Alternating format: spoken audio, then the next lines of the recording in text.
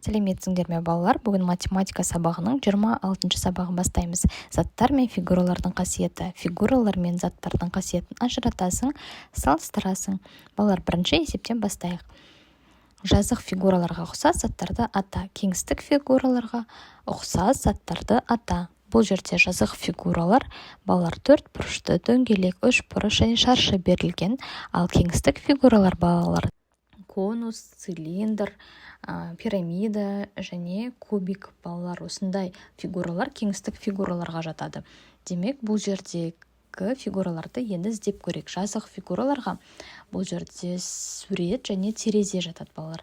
Ал кеңістік фигураларға қалған 3D ойыншықтардың барлығы жатады балалар. Доп, әртүрлі түсті ойыншықтар мына жерде жатқан, және мына төсектің үстінде тұрған фигуралар балалар, барлық ойыншықтардың көбісі осы кеңістік фигураларына жатады. Келесі есеп.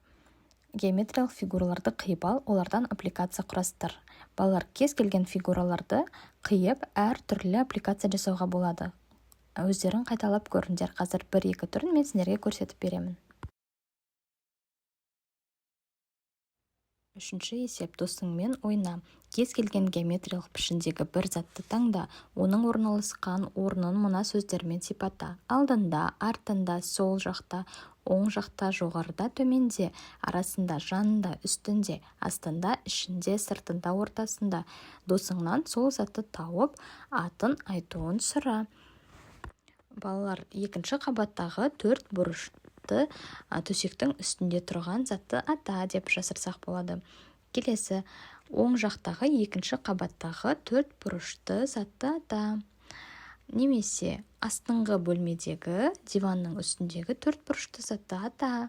Немесе оң жақтағы ас бөлмесіндегі 4 бұрышты затты ата деген сияқты заттардың атауын, орналасқан жерін осылай жасырсақ болады балалар.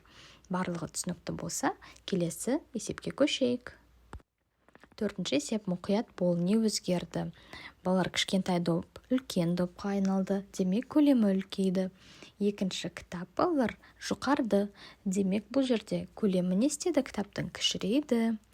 Одан кейін үшіншісінде балалар 4 бұрышты шаршымыз біздің неге дөңгелекке өзгерді шарға? Демек бұл жерде пішіні өзгерді балалар. Келесі көк сөмкеден қызыл сөмкеге айналды, демек бұл жерде түсі өзгерді. Осылай жазып қойсақ болады. Сабағымыз түсінікті болса, бізге лайк басып, тіркеліп кетуді ұмытпаңдар. Сау болыңдар балалар.